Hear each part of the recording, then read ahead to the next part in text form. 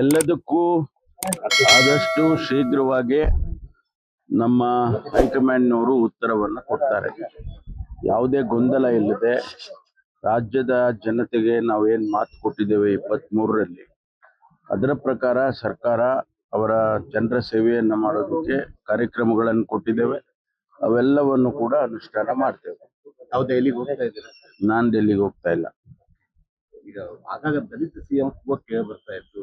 ಸಿದ್ದರಾಮಯ್ಯ ಅವರ ನಂತರ ಜನಾಭಿಪ್ರಾಯ ಅವರವರ ಪ್ರೀತಿ ವಿಶ್ವಾಸಕ್ಕೆ ಅವ್ರು ಮಾತಾಡ್ತಾರೆ. ಆದರೆ ನಮ್ಮ ಕಾಂಗ್ರೆಸ್ ಪಕ್ಷದಲ್ಲಿ ಹೈಕಮಾಂಡ್ನವರು ಅದೆಲ್ಲವನ್ನು ಗಮನಿಸಿ ತೀರ್ಮಾನ ತಗೊಳ್ತಾರೆ. ಡಿ ಕೆ ಶಿವಕುಮಾರ್ ಅಭಿಮಾನಿಗಳು ಅವರೆಲ್ಲ ಬರ್ಡೇ ಗಿಫ್ಟ್ಗೆ ಕಾಯ್ತಾ ಇದ್ದಾರೆ. ಗಿಫ್ಟ್ ಸಿಗಬಹುದು ಹೈಕಮಾಂಡ್ ಸರ್? ಅದೇ ಹೇಳಿದ್ನಲ್ಲ, ಹೈಕಮಾಂಡ್ನವರು ತೀರ್ಮಾನ ಮಾಡಿದ್ರೆ ಆ ತೀರ್ಮಾನ ನಾವೆಲ್ಲ ಒಪ್ಕೊಳ್ತೀವಲ್ಲ. ಯಾವುದೇ ತೀರ್ಮಾನ ಹೈಕಮಾಂಡ್ ಮಾಡಿದ್ರೆ ಪ್ರತಿಯೊಬ್ಬ ಕಾಂಗ್ರೆಸ್ಸಿಗೂ ಕೂಡ ಒಪ್ಕೊಳ್ತಾನೆ.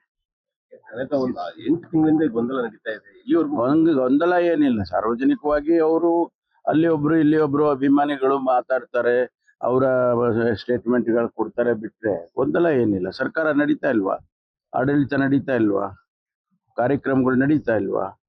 4 ಲಕ್ಷ ಕೋಟಿ ನಾವು ಬಜೆಟ್ ಕೊಟ್ಟಿದ್ದೀವಲ್ಲ, ಅದೆಲ್ಲ ಕಾರ್ಯಕ್ರಮಗಳು ಯಾವುದು ನಿಂತಿಲ್ಲ ಅಲ್ಲ.